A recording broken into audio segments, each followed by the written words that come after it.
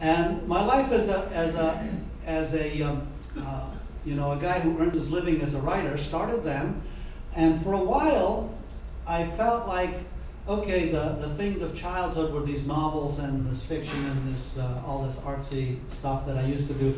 But after I got comfortable with it, all that stuff came back up. You know, every other kind of thing that I wanted to write, I still wanted to write. And you know, my day job writing was really interesting. It wasn't like I was punching a time clock and doing something that I didn't want to do so that I could write my fiction at night. They were both very interesting and very satisfying to something in me, but they were just different. And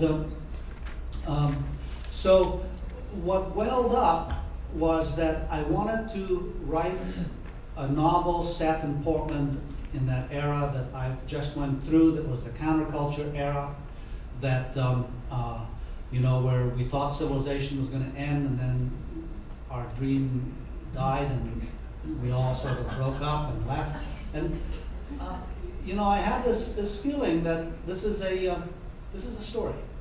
And so, along with everything else, over the next several years, I wrote this novel called Sinking the Ark.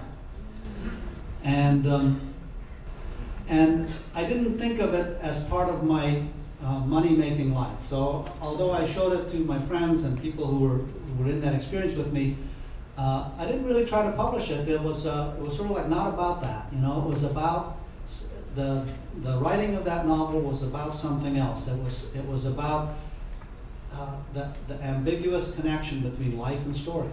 You know, and all of you who are writing memoir, I'm going to say to you now, there is some tangled and interesting issue about that. Why is it that some things in life have a story-like quality to it and other things don't?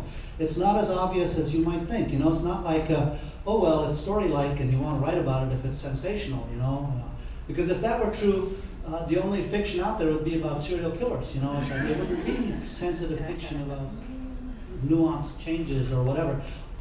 Everything that all the range of human emotions and themes that there are, they're in fiction, and I came to realize that, you know, somehow, sometimes you recognize that, or you have a response to life situations that gives you that feeling, and you want to, for some reason, extract the fiction out of it, or transform it in some way into fiction. So I did that. I wrote that novel, and many years then passed. We'll pass over the next 30 years.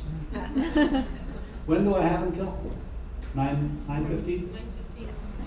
Okay. You got about a little over 12 minutes. Okay. So I wrote that, and you know, I graduated from Reed in 1970, and then it was around, I guess it was my 30th year reunion. You know, I went back to Portland because they were having a reunion at Reed College, and I actually went with my daughter, who was 7 then. She flew in, and I picked her up from the airport.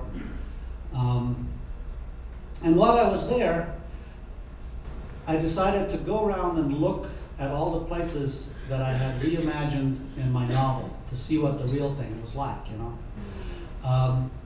And I went to the place where our scribe offices had been on the 3rd floor of a Unitarian church, which also had many other lefty, socially conscious sort of agencies and groups in it. And that had been raised. There was nothing there now. There was something else. And I went to, you know, the bar we used to hang out in that had just been redone at that time, and so many memorable experiences, and even some that had been forgotten shortly after occurred in that bar. And it wasn't that bar now. It was like now it somehow was a biker bar. And I went all over Portland, and there was nothing there. You know, nothing was the same. But some of the people that I had been through that experience with were still around. You know, so I went and said, "Hey, you know, Glenn, how's it going? Bring out the 6-pack. Let's drink a beer. Talk about the old days." And it was that experience where you remember you were wearing a blue suit. No, I was wearing a gray suit. The memories were not the same. Everybody had a different memory of that time. And I started to say, well, you know, the reality is not in the physical world here. The reality is not in you know, the memories of the people who went through it. Where is the reality? And it sort of came to me in a slightly chilling way.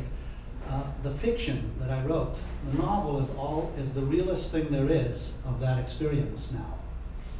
And that's what it is. That experience is now sinking the ark. So now